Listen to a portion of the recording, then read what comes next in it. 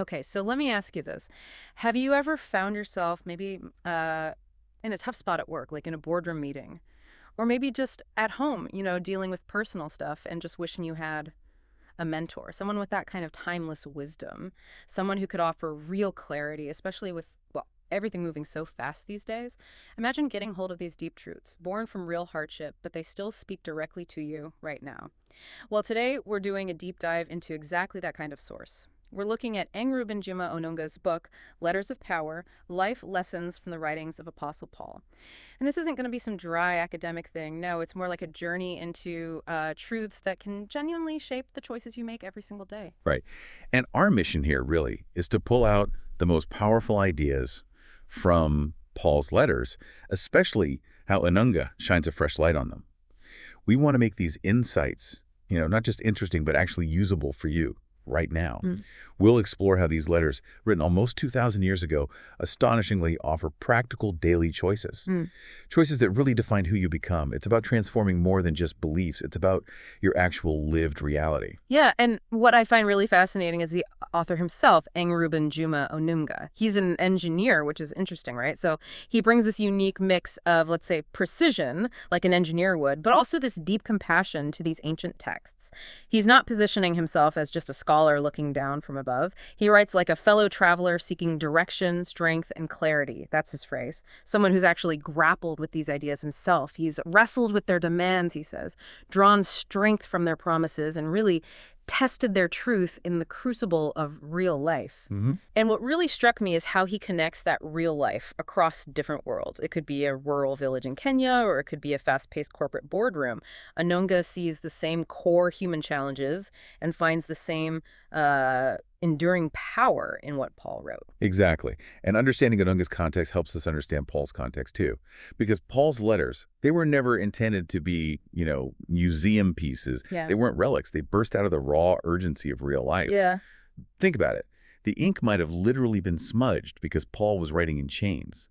These letters were carried across dangerous roads, read out loud in crowded, stuffy rooms filled with all sorts of people, men, women, slaves, free citizens, all packed together, desperate for some guidance. Wow, that paints a picture. It does. And Paul wasn't just some detached theologian thinking abstract thoughts. Onunga really emphasizes his multifaceted nature. He's a soldier, a father, a mentor, a master builder of faith communities, all these roles. His writings, they're as much about the everyday grit, the dusty streets of Corinth, or the bustling markets of Ephesus, as they are about high spiritual truths. Yeah. So yeah, this isn't philosophy from an ivory tower. This is wisdom forged in fire. Real experience. Onunga mentions the famous story of Paul singing hymns in prison at midnight. That's the kind of resilience we're talking about. Yeah, singing in prison. That image really lands. It sets the stage for the kind of deep strength we're exploring. And Onunga, in his book, he does a great job distilling Paul's huge body of teaching into 10 core themes, enduring themes. But importantly, he shows they aren't just, nice ideas or virtues to admire from afar. They're practical, daily choices that shape who we are, our character, our journey. He covers so much ground, from what he calls the unshakable foundation of grace, right through to the idea of running the race to the finish. And we'll see how Onunga interprets these, like how grace frees from performance. That's a big one. Or how faith both works and waits. How love bridges differences, and how hope acts as an anchor, keeping us from drifting into despair. Okay, let's maybe unpack a couple of these right now because they feel incredibly relevant. Yeah. Let's start with that first one you mentioned, the unshakable foundation of grace. Yeah. Onunga says grace frees from performance. What does that actually mean for us day to day? Especially when, let's be honest, so many of us feel like we are constantly performing, trying to prove our worth. Yeah, absolutely. It's a huge point Onunga makes. Paul's concept of grace was and still is pretty revolutionary, especially in a world then and now that's obsessed with earning things, earning approval, earning status. Now, he's not saying grace means you just sit back and do nothing. Yeah. It's not laziness. It's about a fundamental shift in why you do things, your motivation. So instead of striving constantly to earn favor, maybe from God, maybe from your boss, maybe just social acceptance, grace means you can act from a place of security. You act knowing you're already accepted, already valued. Onunga uses Paul's own battles, particularly with the legalism he addresses in the letter to the Galatians, He shows how that ancient fight against performance pressure connects directly to our modern anxieties about self-worth, about measuring up. Think about your work life, for instance. Are you mostly driven by a fear of messing up? always looking over your shoulder? Or are you driven by the freedom to actually, you know, create, innovate, take smart risks, give your best because your basic worth isn't constantly being judged? Paul saw this as totally liberating. And Onunga really brings out how that changes, well, pretty much everything. That makes a lot of sense, that feeling of constantly having to do more, be more. It's exhausting. But okay, if grace gives us this freedom from performance, how does that connect with Paul's focus on faith? Because Anunga notes that faith both works and waits. That sounds almost like a contradiction after talking about freedom from performance. Right? It might sound like one at first, but Onunga presents it brilliantly as like two sides of the same coin, not a paradox. Grace frees you to act, right? And faith gives you the conviction, the direction for that action. So when Onunga says faith both works and waits, he's pulling directly from Paul's life and teaching. Paul wasn't passive. Definitely not. He was always moving, traveling, preaching, writing letters, starting communities.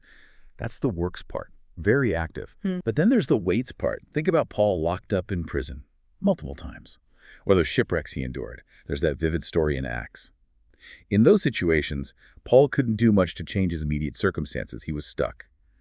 His faith, then, was about patiently waiting, trusting in God's bigger plan, God's promised deliverance, even while he was, actively doing what he could to survive or cope. So Onunga really emphasizes that true faith isn't just like closing your eyes and believing blindly. It's courageous action combined with patient endurance. It's trusting that the final outcome rests in something larger than your own efforts. It's about being fully present, fully engaged now, but still holding on to that bigger hope for what's coming. So it's like figuring out when to push hard and when to step back and trust the bigger picture. That definitely sounds like a tricky balance, especially today when everything feels like it needs immediate results. It is tricky. And where does love fit into this picture?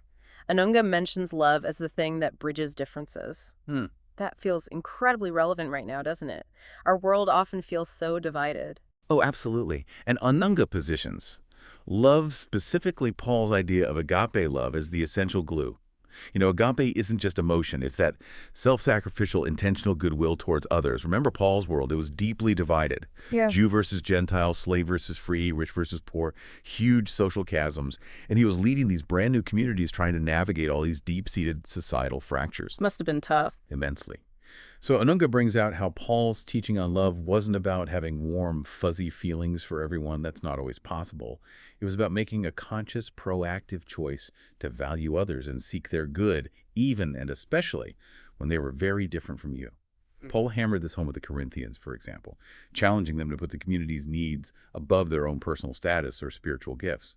And Onunga argues that this exact principle is what helps bridge our modern divides, whether they're cultural, political, ideological, or even just disagreements on your team at work. It's about choosing to genuinely try and understand, to empathize, to find common ground, not just sort of tolerating difference, but actively building connections across those lines. Isn't that incredibly difficult? I mean, truly loving people who are really different, or maybe even people who actively oppose your values or ideas.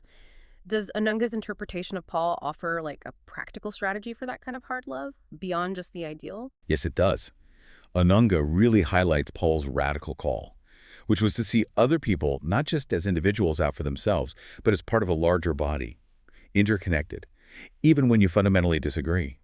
Paul's core message was that diversity within the community wasn't a weakness to be overcome, but actually a source of strength. Like different parts of a human body, all having unique vital functions. Okay, like different parts, different roles. Exactly. So for Onunga, this translates into concrete actions today, like really listening deeply to someone you disagree with, assuming they might have good intentions, even if you think they're wrong. And even, as Paul instructed the Romans, actively serving those you might see as an enemy. He says, if your enemy is hungry, feed him. Now, this isn't about ignoring harmful actions or pretending differences don't exist. It's about breaking down that dehumanization that stops us from connecting. And you can see how Onunga's own background working across diverse cultures in leadership roles gives him a really clear view on this. He sees Paul's approach to love not just as a nice idea, but as a deliberate, practical strategy. A strategy for building strong, resilient groups, whether that's a village council or a global company, out of very different people. It boils down to recognizing that shared humanity, that shared purpose, even when opinions clash. Okay, so we've covered quite a bit here. Let's try and bring it together for you, our listener. We've journeyed through aspects of Letters of Power, seeing how Reuben Juma Onunga illuminates Paul's timeless truths. We talked about grace freeing us from that relentless pressure to perform. We looked at faith as this dynamic thing involving both active work and patient waiting. And we touched on that challenging but crucial power of agape, love to bridge divides. And these aren't just separate items on a list. As Anunga puts it so well, they're like threads woven into a single garment. Each one makes the other stronger. Together, they offer a really robust framework for navigating your life with, well, with real purpose. Yeah, and what makes Anunga's perspective so compelling is that he clearly lives this stuff. He talks about facing his own personal storms, balancing demanding professional work with service in very different community contexts, boardrooms, villages, and through that experience, he reminds us that these principles from Paul's letters, they aren't ancient history. They're not stuck in the past. They're alive today in everyday acts of courage, generosity, faithfulness. Simple things sometimes. This real-world connection is vital. It makes Paul's sense of urgency feel incredibly relevant to the challenges you face, whether it's a big decision at work or just trying to build understanding in your family or neighborhood. It's powerful. Paul's physical letters, written on parchment or papyrus, they've lasted centuries, guiding people across time. But Anunga leaves us with this really thought-provoking idea in his conclusion. He says, each of us is a living letter read by those around us. Think about that. Our choices, our words, our priorities, our responses to hardship.